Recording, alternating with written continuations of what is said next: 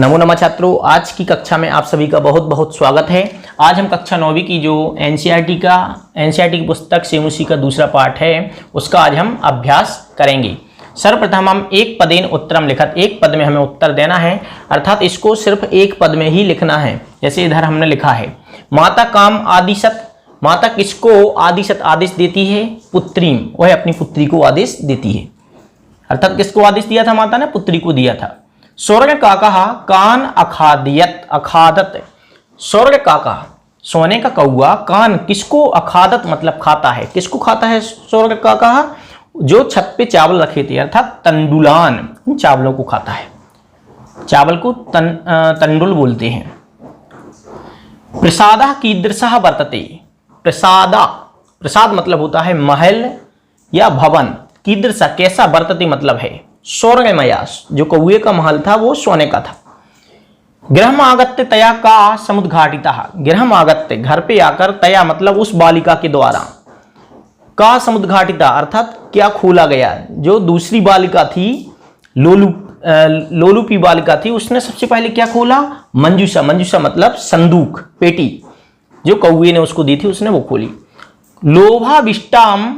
लोभाविष्टा बालिका कीदृशी मंजूषाम नयति, और जो लोभी बालिका थी वो कीदृशी मंजूषाम नयति, किस प्रकार की मंजूषा मतलब पेटी, संदूकी, नयति मतलब लेती है। कौन सी संदूकी स्वीकार करती है?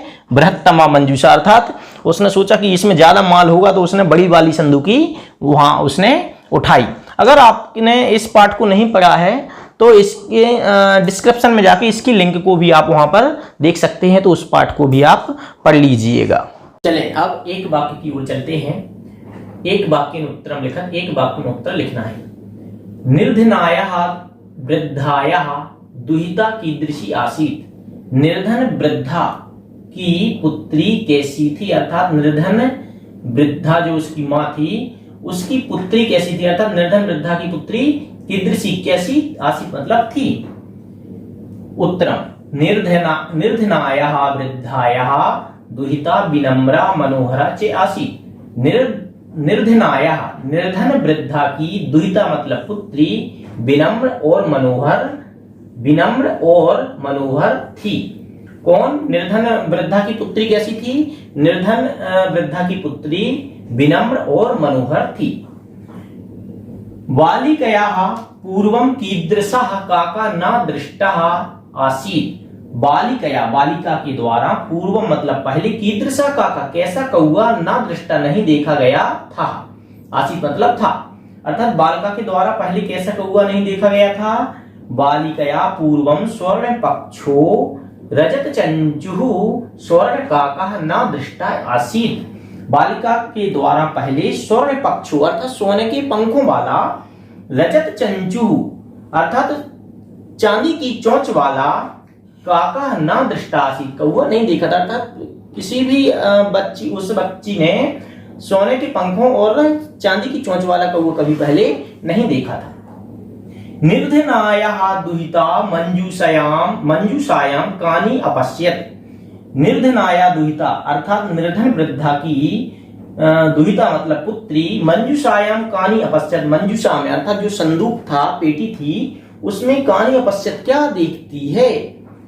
निर्धनायाः दुहिता मंजूषायां महार्घ्याणि हीरकाणि अपश्यत, निर्धनाया दुहिता अर्थात निर्धन माता की पुत्री ने मंजूषायां, मंजूषा अर्थात उस पेटी में, महाअर्घ्याणि, महाअर्घ्याणि मतलब बहुत ज्यादा, अर्घ्याणि मतलब मूल्य वाले, हीरकाणि अपश्यत अर्थात हीरा मोती इत्यादि रत्नों को, अपश्यत मतलब देखा, अर्थात उस निर्धन माँ की बेटी ने उस जो छोटा संदूक बुलाई थी उसमें क्या देखती है? बहुत कीमती हीरे इत्यादि उसमें देखती है, उस संदूकी में देखती है।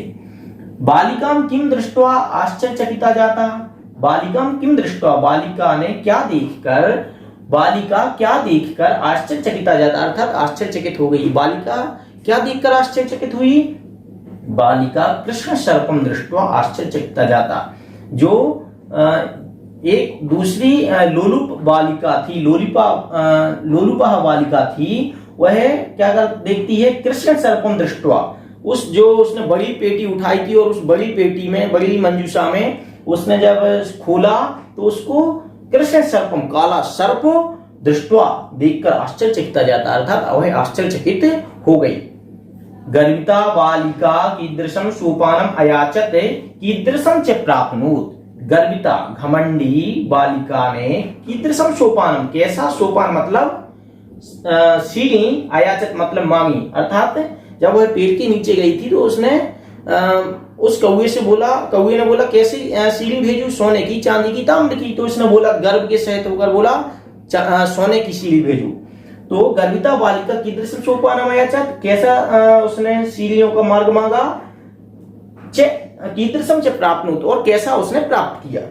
तो गर्विता बालिका ने स्वर्णमयम सोपानम अयाचत, सोने का सोपान मांगा, परम लेकिन ताम्रमयम सोपानम में प्राप्नोत, लेकिन तांबे का ही सोपान प्राप्नोत, अर्थात प्राप्त किया। अर्थात उसने सोने का सोपान मांगा था लेकिन उस कौवे ने कैसा सोपान दिया, तांबे का सोपान उसको भेजा। अब चलते हैं प्रश्न 3 की ओर। विलोम पदानी, विलोम पद मतलब उल्टे शब्द। पश्चात, पश्चात का उल्टा क्या होगा, पूर्व। पश्चात मतलब बाद में, और इसका क्या हो जाएगा, पूर्व मतलब पहले। हसितुम, हसितुम मतलब होता है हंसना, इसका विलोम क्या हो जाएगा, रोदितुम, हंसने का रोना। अधा, अधा मतलब होता है नीचे, अधा मतलब नीचे, इसका विलोम क्या हो सकता है, ऊपरी। श्वेता, श्वेता मतलब होता है सफेद, उसका क्या हो जाएगा विलोम उल्टा, कृष्ण। इसके बाद सूर्यास्ता, सूर्यास्त मतलब होता है सूर्य का अस्त होना, उसका विलोम क्या हो जाएगा, सूर्योदय। सुप्ता, सुप्ता, सुप्ता मतलब सोता हुआ, उसका विलोम प्रबुद्धा, प्रबुद्धा मतलब जागृत अवस्था वाला या जागृता भी हम उसको कह सकते हैं। अब है बहुत बहुत महत्वपूर्ण प्रश्न है, जो प्रश्न क्रमांक 4 है, संधिम कुरुत, इसकी हमें संधि करनी है। तो यहां पर मैं आपको संक्षेप में कर रहा हूं, अगर आपको विस्तृत में संधि पढ़नी है तो आप डिस्क्रिप्शन में जाकर वहां पर संधि देख लीजिएगा, पूरी स्वर संधि वहां पर हमने आपको डाली हुई है, तो आप वहां पर देख सकते हैं। एक एग्जाम्पल यहां समझा रहा हूं, इधर पहले क्या है, अंत में ई, जैसे नी लिखा है, ये नी नहीं लिखा है, नी तो लिखा है लेकिन इसके अंत में क्या है, ना नहीं है, क्या है, स्वर। क्योंकि जितने भी व्यंजन पूरे बनते हैं वो बिना स्वर की सहायता के नहीं बनते, तो यहां पर अंत में क्या है, ई है, और इधर क्या है, अवसत, आ है या अवसत भी कह सकते हैं, वसत। अब ये है यड़ संधि का उदाहरण। यड़ संधि का सूत्र है कि ई, उ, री और ली के बाद कोई भी असमान स्वर आए। असमान स्वर मतलब जो संस्कृत में 13 स्वर होते हैं, तो उसमें से ई के बाद ई नहीं आना चाहिए, नहीं तो दीर्घ संधि हो जाएगी। तो असमान स्वर मतलब ई के अलावा कुछ भी आ जाए, ऊ आ जाए, री आ जाए, सब चलेगा, लेकिन ई के बाद ई नहीं आना चाहिए। तो ठीक है, यहां पर ई के बाद क्या है, आ है, तो ई के बाद अगर आ आएगा तो एक संधि का नियम है कि ई का या हो जाएगा, ऊ का वा हो जाएगा, री का रा हो जाएगा और ली का ला हो जाएगा, और जो असमान स्वर है, ये जो आ है असमान है, तो इस असमान स्वर में किसी भी प्रकार का परिवर्तन नहीं होगा। चलिए अब इस ई का क्या हो गया, या हो गया। अब हम इसको जोड़ें, इसमें से ई निकाल दी तो क्या बचा, आधा ना।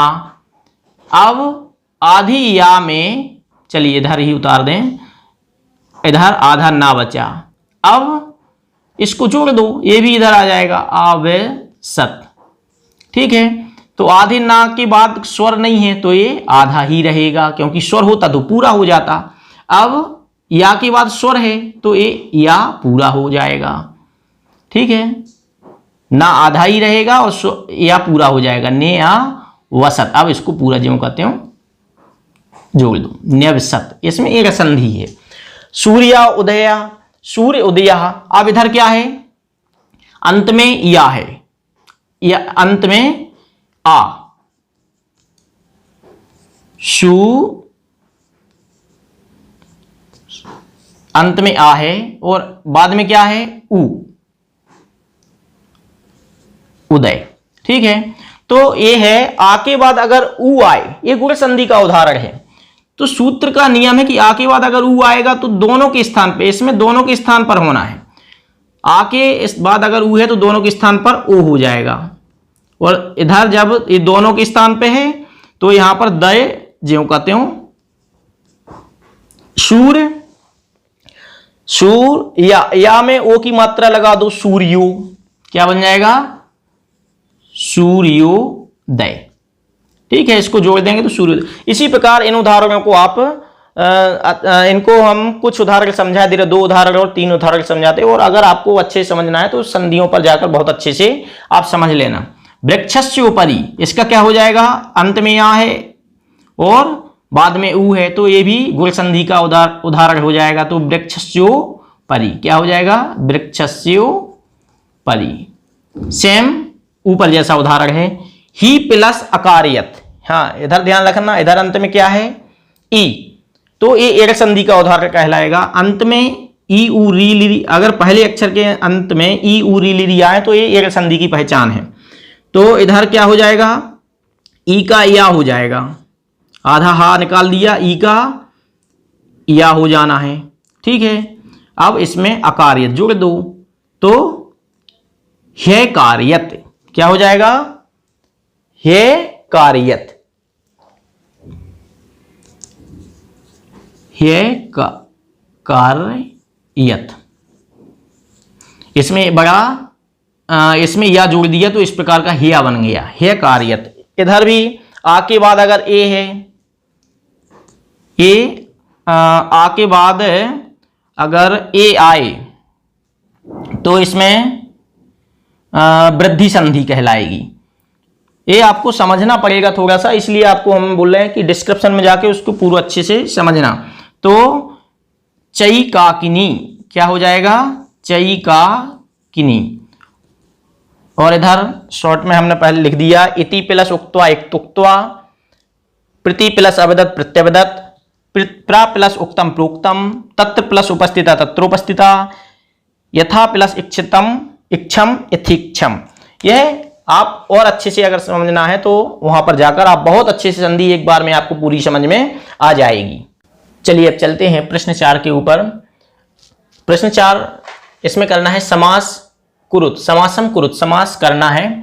तो बहुत अच्छे से देखना, बी उपसर्ग है, जो लेप प्रत्यय होता है उसमें सबसे पहले उपसर्ग होता है, ध्यान रखना, लेप प्रत्यय उपसर्ग के साथ ही लगता है।